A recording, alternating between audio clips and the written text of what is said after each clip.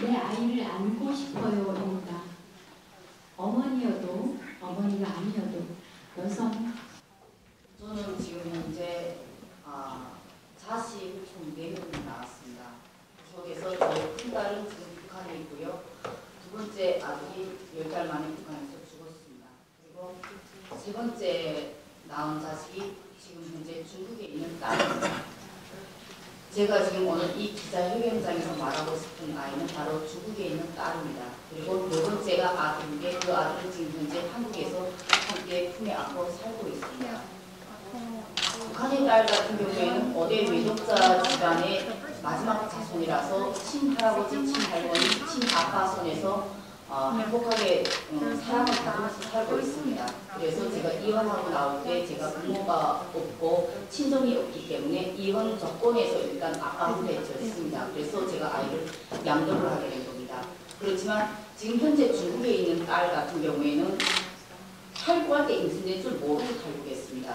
탈북한 지 한 달 만에 배 안에 아이가 100일이 됐다는 걸 그때 발견하게 됐습니다. 그런데 그걸 발견한 그날 밤으로 저는 중국 심양 초영수 공안까지 제가 끌려 올라가야 됐습니다. 누군가가 바로 신고를 했더라고요. 뭐라고 신고했냐면 탈북자 여자가 북한 여자가 왔는데 오늘 한 달도 안 됐는데 지금 북한 아이가 임신돼가지고 왔다. 이런 사람은 바로 국송해야 된다. 이렇게 지금 신고를 했더라고요. 결국 그 신고로 해서 제가 시공항까지 올라갔는데 시공항까지 올라갔을 때 저는 자해시도를 많이 했습니다. 내가 살아서는 북한에 안 들어간다. 자해시도를 하는 과정에 그 과정을 지켜보던 저를 결국 16,000원이라는 중국 돈으로 구매했던 중국 남자죠. 그 남자가 그 광경을 보고서야 이대로 놔두면 뱃속에 아이는 고사하고 이제 여자까지도 죽겠구나. 그제야 그 상황 파악을 했던 겁니다. 결국 그 상황에서 내가 자해시도를 하면 한 생명이 아닌 2생명이 죽게 생겼던 거죠. 여기서 그 사람이 상황을 바꿔버렸습니다. 뱃속에 아이가 내 아이다. 거짓말을 하기 시작했어요. 결국 그 거짓말로 둘이서 함께 힘을 합쳐서 경찰들하고 이겨가지고 거짓 증언으로 그 경찰서에서 그날은 풀려날 수 있었습니다. 그렇지만 나는 집에 온 뒤로부터 2년 7개월 동안 중국에서 살았는데요. 그때까지 경찰들 감시 속에 저는 살아야 했습니다. 집에 와서도 애를 안 낳겠다고 애를 낳는 순간 그 아이가 또 다른 인질이 될 수 있다는 두려움에 저는 애를 안 낳겠다고 중국 정통편 아스피린 30알도 입안에 다 집어넣은 적이 있습니다. 그걸 보고 그 중국 남자가 배 안에 생명이다. 그 생명을 왜 그렇게 죽이려고 하냐. 그러면서 입안에 손을 열어서 그 자해시도를 막았어요. 그래서 그때 겨우 살았지만 정말 아이를 낳고 싶지는 않았습니다.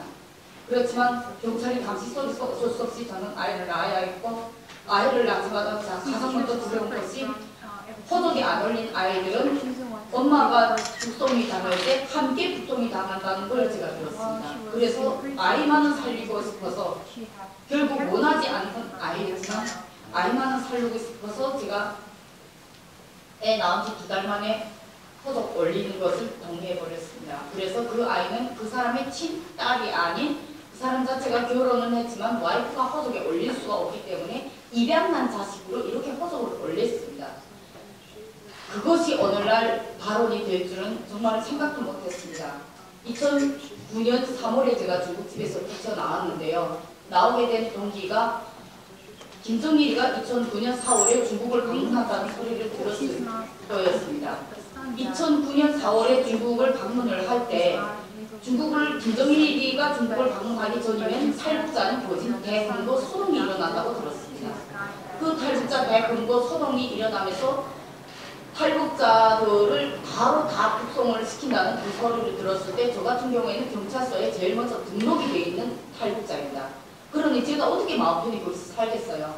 거기에서 이제 잡혀가면 중국에 있는 그 딸도 또다시 저하고 생리별이 되는 그런 가슴 아픔을 겪을 걸 생각하니까 저는 못 참겠더라고요. 그래서 2009년 3월에 제가 그 집을 뛰쳐나왔습니다.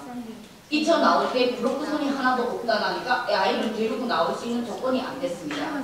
그 중국집 그 사람은 제가 화장실 가도 따라다니는 이런 감시를 붙여난 상황이기 때문에 집에 전화기도 없었고 휴대폰도 없었습니다. 그 상황에서 제가 아이를 데리고 나온다는 것은 죽을러 아이를 함께 데리고 나오는 것과 똑같기 때문에 만약 이 길에서 내가 죽더라도 아이만은 살리자.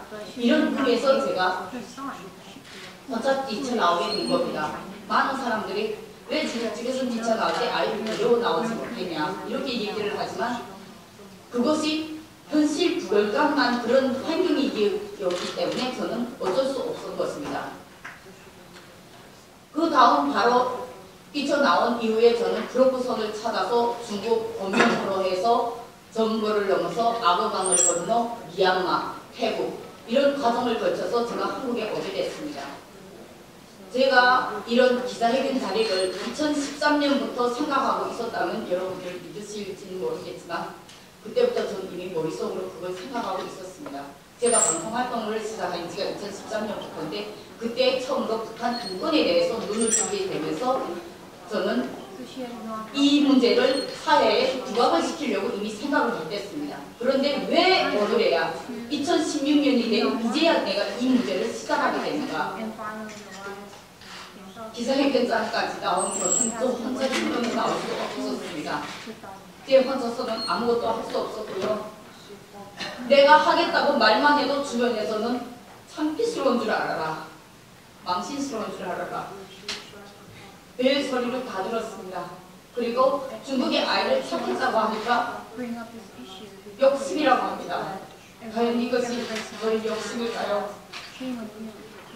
중국에 있는 딸은 그 사람의 친딸이 아닙니다. 그 집에는 지금 누구가 살고 있는 줄 압니까? 평생 장가 한 번 못 간 그 호랩이 그 남자가 살고 있고요. 그리고 저희 딸이 살고 있습니다. 이제 9살 난 저희 딸이요. 제가 어떤 상상을 하는 간에 저는 그대로 정말 강제될 수가 없습니다. 맨 처음에 2009년에 한국 와서 제가 중국에다 전화를 하면서 3년 동안 인도로 가고 들어가겠으니까 제발 조금만 기다려달라 이러면서 아이가 보고 싶으니 아이 데리고 하는 건 한국에 와달라고 계속 올렸습니다. 3년 동안은 그렇게 올리면서 세월을 지나갔습니다. 그러다가 한국에서 결혼하고 아들을 낳은 것을 그 사람이 제가 통화하는 방송에 아기 울음소리를 듣고 알아차려 버렸습니다. 그걸 알아차린 이후에 전화를 완전히 두절을 하면서 연락 단절을 해버렸습니다. 연락 단절을 한 이후에 저는 계속 시도를 했습니다. 그래서 2013년에는 계속 짐을 그래도 붙이면서 짐을 붙임과 동시에 계속 편지를 많이다 썼습니다. 어떻게 하나 설득을 하자는 것이 저의 목적이었습니다. 당신 아니었으면 아기하고 나 두 사람 다 이 세상 사람 아닌 줄 나 너무나도 잘 안다. 생명이 은인인 거 참 고맙다. 그렇지만 내 딸만 보내달라. 당신 친딸이 아니지 않냐. 내가 원하는 대로 돈도 다 주겠으니까 제발 내 딸만 돌려달라. 그렇게 애원했는데 그 사람 끝내 거절했습니다. 2014년에는 안 되겠다 싶어서 브로커를 움직이기 시작했습니다. 납치라도 해올 것이다. 무슨 짓을 해서라도 강도질을 하든 납치를 하든 내 딸 데리고 올 것이다. 2014년 한 해 동안 브로커랑 브로커 다 찾아다녔고 그 사람들한테 이 아이를 데려올 수 있는 방법을 제가 최선을 다해서 알아봤습니다. 그런데 그 사람들이 하나같이 뭐라는 줄 아세요? 제일 먼저 조건, 첫째, 호적이 있는가? 호적이 있다고 하니까 호적이 있는 사람은 엄마가 그 납치하는 현장에 엄마가 같이 있어도 자기네가 도와줄 수가 없다고 합니다. 왜? 호적이 있는 아이들이 그 아이는 엄연하게 보여줘서 중국인이라는 겁니다. 나는 중국 사람이 아닌 거죠. 법적으로는 걔하고 아무런 관계가 없는 사람인 거예요. 그런데 호적이 없는 아이들 같은 경우에는 그 자리에서 납치를 했을 때 한국 국적을 가진 엄마가 옆에 있게 되면 걔는 친딸로 인정이 된다는 겁니다. 저는 그런 기막힌 사연이 될 줄은 몰랐습니다. 2014년 한 해 동안 제가 그 모집을 쓰다가 끝내 포기했습니다. 그리고 2015년 왔습니다. 2015년에는 제가 좋다. 납치가 안 되면 제가 법적으로 해볼 테다 했어요. 연예인들, 검찰 관계자 이런 분들, 전문가분들을 몰래 만나고 다니면서 소문내지 말아주십시오. 조용히 제가 상담을 많이 했습니다. 근데 그분들 하나 같은 대답이 뭔 줄 압니까? 중국법은 중국인에게 해당이 되지 그 사람들은 우리 편을 안 들어준다는 겁니다. 어찌됐든 그 중국 아이를 호덕에 올린 그 사람의 협조 없이는 아무것도 이루어질 수 없다는 게 그 사람들의 대답입니다. 제가 무엇을 할 수 있겠나요? 그렇게 2살짜리 기동기를 떼어놓은 지 7년 만에 제가 이 기자회견을 개최하게 된 겁니다. 저한테 이런 말을 한 사람들이 있습니다. 한국 사회는 아직 그것을 받아들일 준비가 안 됐고 그것을 받아들이지 못한다. 너 이미지 생각해라. 방송활동 이제 4년차 이미지 관리 해야지. 내가 지금 이미지 관리 생각하게 됐습니까? 체면이고 참기고 쪽팔리고 다 제껴놓고 나는 어지. 내 딸 하나 꿈에 안고 싶다고 그 하나 마음밖에 없습니다. 기자회견 한번 하는 거 쉽지 않다는 거 너무나도 잘 알고 이 현장에 나오기까지 나쁜 놈이 지금 잘하고 있는 5살짜리 한국에서 자라는 내 아들 모든 걸 다 생각해야 했습니다. 그런데 그 아이 그렇게는 이제 방치해도 그냥 하루도 발표장에 안 옵니다.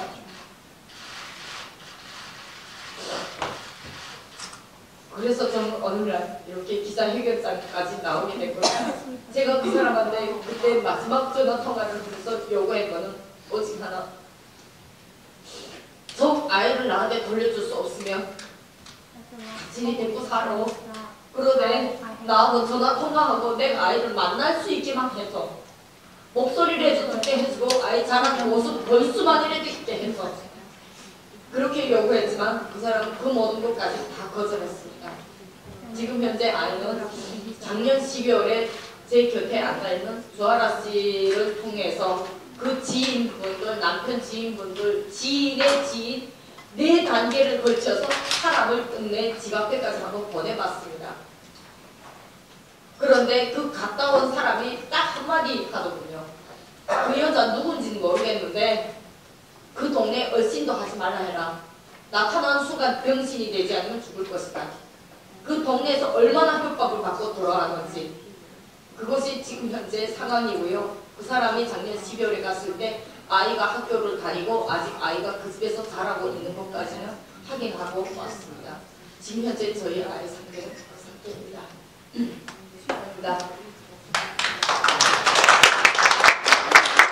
이제 들어와가지고 저희 양궁원님들이 계셔가지고 저희 몸 상태가 너무 안 좋아서 이제 쌍둥이라는 데를 들어왔습니다. 그래서 지금 제가 저희 지금 같이 살고 있는 저희 신랑을 만났는데요. 저희 신랑은 한국 사람입니다. 저와 저희 신랑하고 사이에 딸이 하나 있어요. 지금 현재는 8살이고요. 제가 탈북민이다 보니까 중국에서 호적을 할 수가 없었습니다.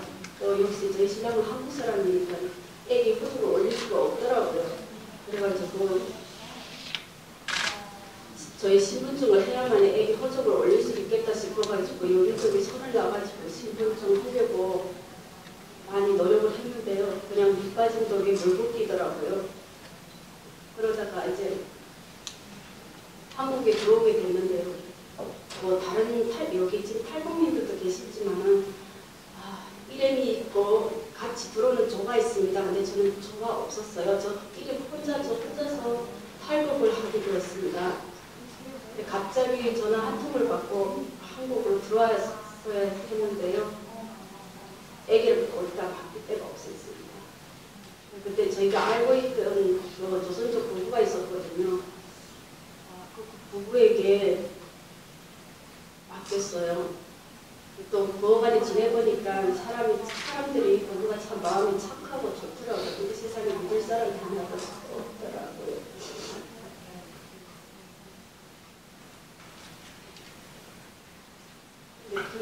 제가 들어오던 날 저희 신랑도 한국에 비자가 1년치를 안 내도 달달이 되다 보니까 비자가 그때 28일 비자였어요. 30일인데 28일 정도 돼가지고 들어왔다가 한 달 오가면 이게 일이 밀리다 보니까 제가 이게 국정원 생활, 하나원 생활 이렇게 지내는 동안에 저희 신랑이 중국으로 전화들께 약속하고 떠났었거든요.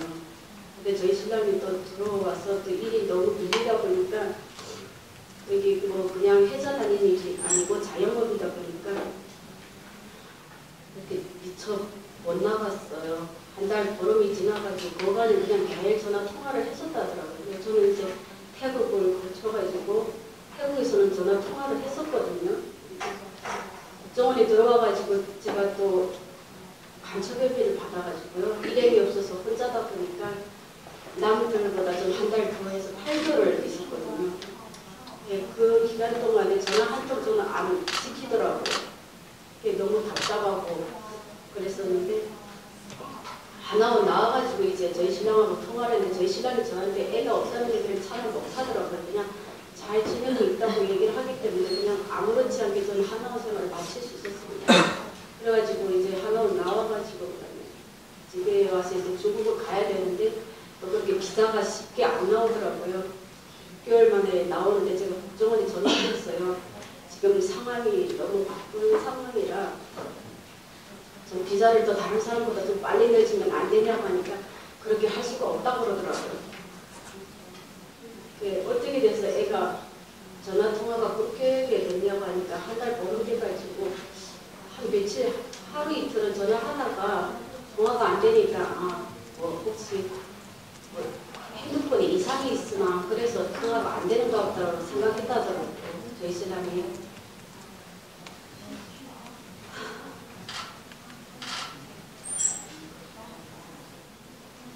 그래가지고 바빠가지고 저희 신랑이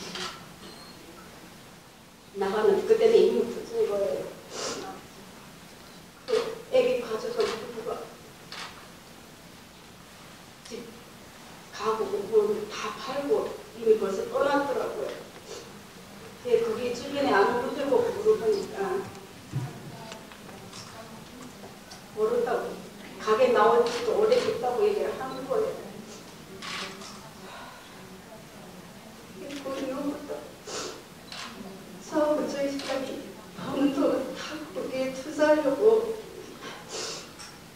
여기저기 다니고 지인분들도 많이 도움 주셔가지고 어떻게 겨우 전도사님 위해서 전화번호를 따게 됐어요. 그래가지고 그 풍춘에 찾아갔거든요.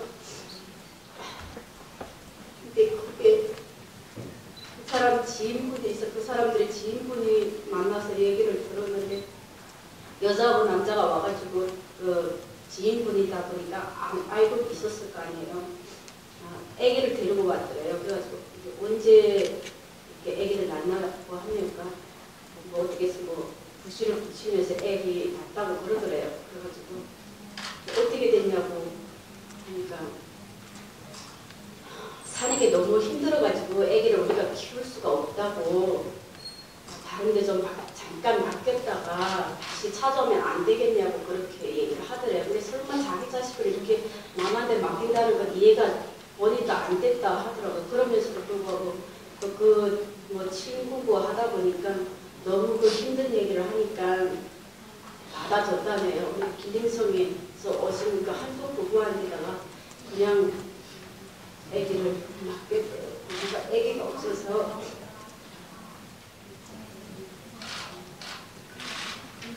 그 집에서 다른 액수까지 얘기를 해주더라고요. 많이 받았다고. 그래서 제가 너무 화가 나가지고 당신도 공안에 제가 신고를 하게 되고 당신도 걸린다고. 어떻게 그 애기 힘은 할인조차 하지 않고 어떻게 애기를 그렇게 넘길 수 있냐고 제가 나와서 막 그랬거든요. 근데 자기는 그 자기 자식들이라니까 그렇게 남의 자식을 데려다 때 팔줄 생각을 못했다 하더라고요. 그 사람이 자발적으로 같이 나서서 저희가 기립해서 근육을 친구분들이라고 알고 있다는 분들한테 다 돌았더니 지금 현재까지 찾으러 다니고 있거든요.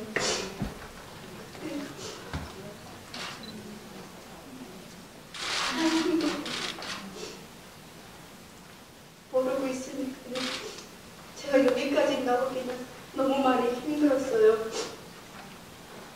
제가 차마 기자회견까지는 생각 못했었는데요. 저희 단장님이 또 힘을 주시고 저희 신랑이 얘기를 해주더라고요. 이참에 나가서 만약에 하게 되면 그래도 찾을 기회가 조금이라도 있지 않겠냐. 근데 사실 그 얘기는 제가 중국에서 제 혼자서 애를 태를 듣고 제 혼자서 난 애라 얼마나 마음이 많이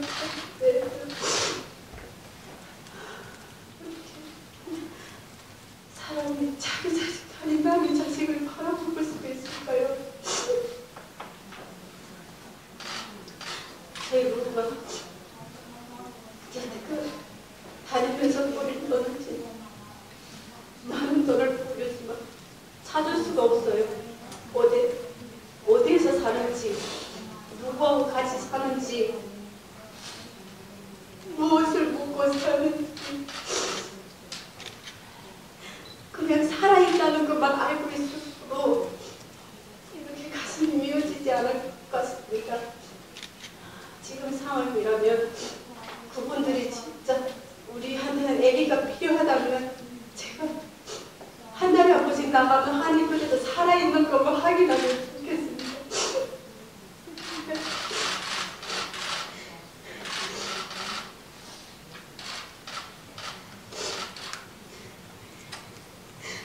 네. 참 힘든 일을 어렵게도